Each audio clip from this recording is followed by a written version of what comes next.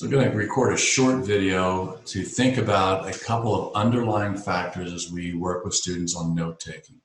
That is cognitive load theory and the gradual release of responsibility model. We're going to take a few minutes to talk about this idea of how do we support working memory and the implication of cognitive load theory for instruction, and then think about this idea of gradual release with our students, working with a strategy for independence and how, if we are using the same strategy, we can multiply the impact for our students. And really think about this idea of supporting our students and using a strategy independently. So maybe you wonder why sometimes your students can't remember what it is that you've taught, right? So this idea of, I know I've gone over it, but they're not retaining it. That's cognitive load theory. That's the implication there is that we have lots of inputs and there's a bottleneck. We have a limited amount of working memory, and that's between 4 and 9 pieces of information, depending on who you are and what part of your day you're in even. So somebody who at 8 o'clock in the morning may have a stronger working memory, by 3 o'clock may not have a stronger working memory. But really think about this idea of, we know that short-term information is stored for long-term retrieval. And to do that, we have to make sure we're chunking that information for our students. We're helping them make the connections. We're helping them connect to their schema for long-term storage. So this chart is a simplified version of the cognitive load theory. There's a great video. It's about a 3-minute video, Learning Science 101, Cognitive Load Theory, and I really encourage you to take some time. The link to this video is in the webpage.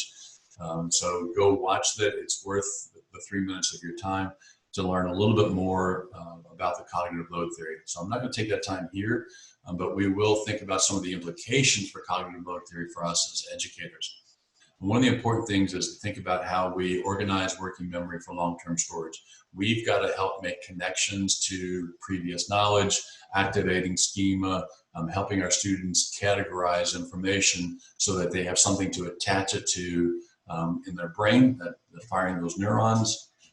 So for that long-term storage, so that when we introduce something or they're working on something, making those connections and chunking helps them do that more effectively. So those are a couple things right off the bat.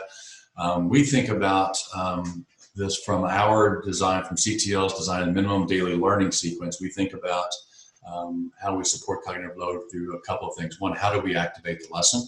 How are we engaging the participants? Are we giving them a hook? Or are we helping them to access what they already know, activating prior knowledge? Either one of those two helps set the groundwork for making connections or organizing information. The other is to making sure that we have a component of anytime that we're giving new information, there is an application process of that information component to the lesson that is helping the students, again, make connections to the material for that long-term storage. It's not just that we're going to present information and then move on, but that we're going to do something actively with that information. Those two pieces help set up the student for success in longer-term storage. You don't have to call it the MDLS, but activating prior knowledge and the application process of new information are two things we want to think about whenever we're working with students. And then it's also this idea of process is equally as important as content. One of the implications for cognitive load, for this idea of working memory, is that you have lots of inputs. So if you think about these inputs, the process is part of that input. If they are not really familiar with the process and understand how to use the process well, it's using working memory. If it's using working memory, then it has less space available for the content. So as you're working in your classroom and you say, we're going to take notes, have a specific purpose and have a specific process for those notes that students understand and can use those notes independently, so that when they are taking notes, whether it's in Summit Learning Academy, listening to a lecture, working with peers, watching a video, whatever it is, they are working with a process that they can use independently. It frees up working memory for content retrieval and content storage. So as we think about these three things, again, just thinking about how we help organize information for long-term storage, activating schema and making categories, how we design our instructional practices to provide opportunities for students to make those connections, and then making sure that they have the processes in place to do that, help us with our cognitive load, the implications of cognitive load theory for our students. So the gradual release processes of responsibility is something that we know is really critical, and it's something that we work with teachers all the time, and we hear the teachers recognize this: the I do, you watch, the I do, you help, the you do, I help, and the you do, I watch. Those 4 steps really help students become familiar with the processes and work with the processes so that they can use them independently without our support.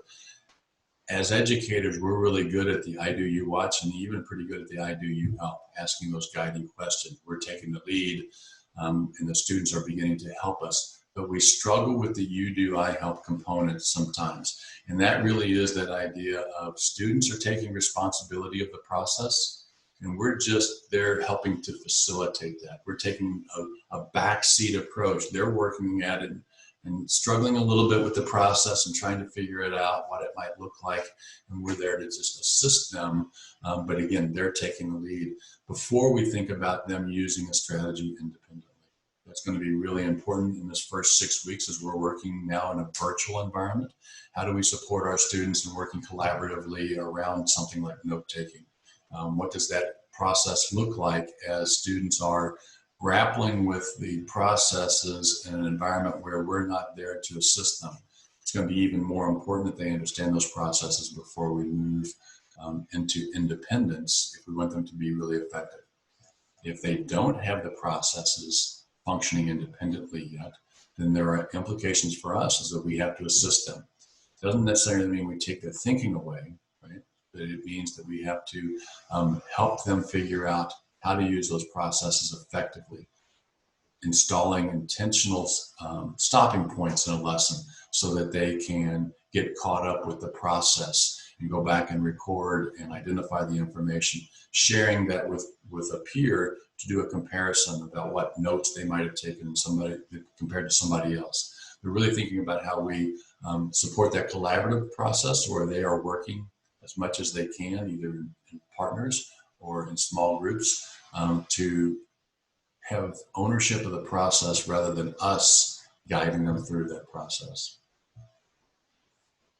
So I'm going to leave you with this last quote, and this is from Dylan Williams. If you are familiar with him, he wrote Inside the Black Box and Inside the Black Box, both research around instructional practices in classrooms. And he has come to this conclusion about the cognitive load theory. I think it says a lot about the importance of cognitive load and and the implications for how we help our students be successful in our classrooms. So I'm going to leave you with this task. I want you to go to the Padlet that's linked underneath this video on the webpage and share your thinking about how you support students in becoming independent and using a strategy or using a process in your classroom, and how you're thinking about that in this virtual environment.